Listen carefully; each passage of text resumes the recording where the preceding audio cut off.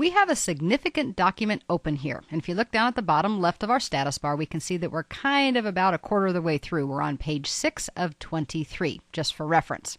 Now, this document isn't huge, but it's more than just a page. If we wanted to work through this document, doing editing, proofing, enhancing, those kinds of things, we'd need to know how to most effectively move through it. I know a lot of you are probably thinking, okay, so click the mouse, what's the big deal, right?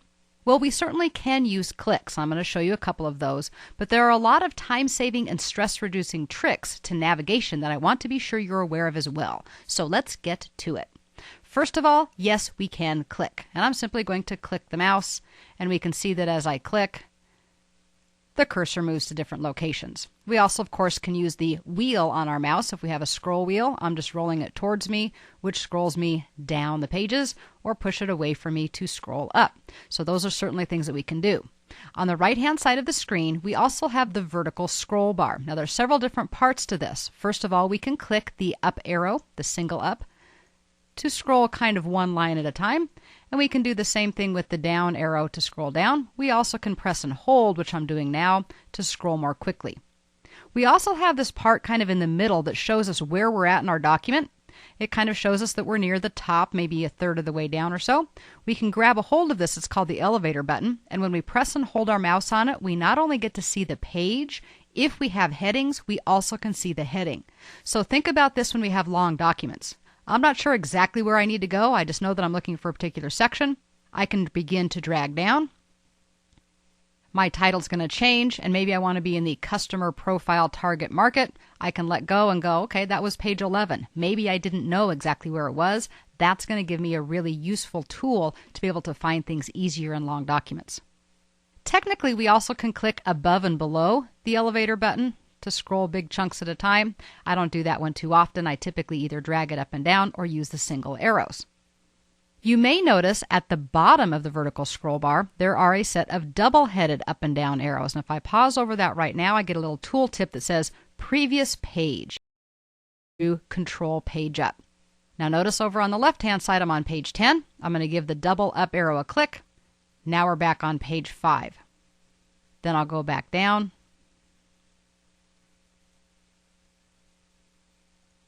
And now it's behaving a little bit better. Now the first one did kind of a jump because it was going from where our cursor was, not necessarily where our screen was scrolled to. So sometimes that can be a little confusing.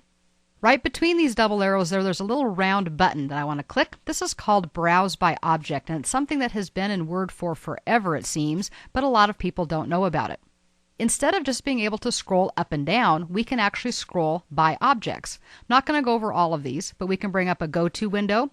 We can actually bring up the Find window, or we can browse by types of things that are in the document, like edits, headings, graphics, tables, pages, sections, comments, footnotes, endnotes, and even fields. Now, you may not know what some of those are, but let's go ahead and choose graphics. Most of us know what that is. So when I click on that, it actually takes me to my first graphic image. Okay, now let's click on the double up arrow. You'll notice that the tooltip now says previous graphic, not previous page. So the way these double-headed arrows work depend on what you've chosen in the Browse by Object button. By default, it's the page. So I'll click up, and it takes me up to page 8, up one more time, up to page 3, up one more time, takes me up to our first page, which is our logo, but it has simply been scrolling from picture to picture or graphic to graphic, regardless of how many pages or content is in between. That can be really, really useful. Most of that is from the vertical scroll bar. If you are zoomed in on your document, and the document is wider than you can see on screen, then you're going to see a horizontal scroll bar that lets you scroll left to right. I don't want to do that, so I'm going to click on the percentage real quick. And I'm just going to say, why don't you go ahead and do the text width, which is kind of my most favorite level to be at. That way, as I scroll up and down, I can see the text on the page without having to do any left to right scrolling. So all of those are things that we can do with the mouse. But what about navigation by keyboard? This is one that is really my favorite because when we keep our hands on our keyboard, it's faster. If we're typing, we don't have to move over to the mouse, orient our arrow, click on something, then get our hands back on the keyboard. We just keep our hands on the keyboard. Also, it's physically better for us because if you think about moving your hand back and forth to the mouse, you're giving your elbow a workout. And we've learned that things like carpal tunnel and those types of things from repetitive actions are not good. So I don't care if you use your mouse, but I want you to know that keeping your hands on your keyboard may be a little bit faster and it may be a little bit healthier for us. So I want to go over some of those keyboard navigation techniques. In order to do that, I'm simply going to start by clicking right in the first line of text below where it says Executive Summary, and I'm going to talk you through what I'm doing.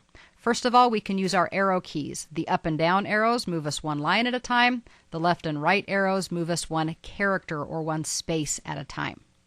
If we were to arrow down and reach the bottom of our screen, it would actually cause the screen to scroll, and that's why this particular technique is sometimes called scrolling, and in that way it's kind of like the scroll bars as well. Up above your arrow keys, you also have a set of 6 keys, and this may be a little bit different depending on your keyboard, but you should have one called page up and page down. When I press page up, it moves me one screen at a time, not actually one page, and if I press page down, it moves me one screen at a time down. So that again can be a little bit faster than just the scrolling that we were doing with the scroll bar of the arrow keys. Now while page up and page down on their own move us one screen at a time, if we hold the control key while we press page up and page down, that actually moves us to the top or bottom of the next page. So here we are at the top of page 3. I'm going to do control page down. And you may notice that there's something a little strange going on. I did not get back to one screen lower. This has to do with that browse by object that we were talking about. Remember these double up and down arrows? See how they're blue? That means they are not set to the default. When they're not set to the default, both the double arrows and control page up, page down will use whatever that setting is. So there's a little bit of one of those, shall we call it, an endearing quality. If we wanted to put it back, we could do so by simply choosing the browse by page option.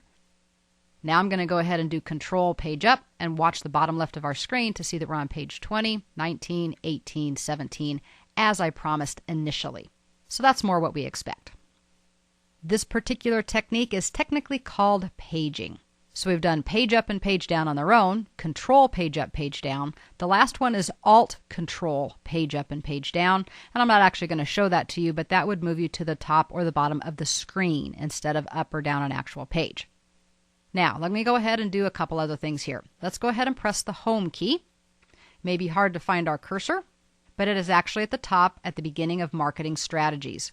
Home and end move your cursor to the beginning or end of the current line. And I'm just pressing each of those alternately here to show you how it moves it to the beginning and to the end. If we add one more key to that, control home and control end, control home will take us to the top of the first page or the beginning of the document. Kind of hard to see here because it's blank, but we also can do control end, which moves us to the bottom or the end of the actual document. Notice that I said control end, E-N-D, not control N as in the letter N. Control and the letter N creates a new document. Control end, E-N-D, takes you to the bottom of the document.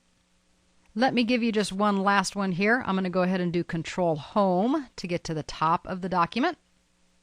Then I'm going to do control page down twice to get us to the top of our page 3 that actually has some content on it. So that was only a few clicks. That's not too bad. And one last little shortcut for you.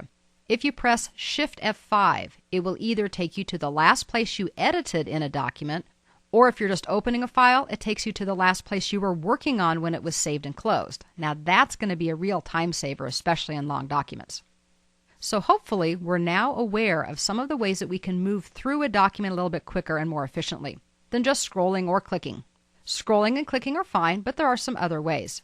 In a short one-page document, it's not going to make too much of a difference. But when you begin working with multi-page documents, it will save not only a lot of time, but also a lot of frustration, making it easier to get exactly where you want.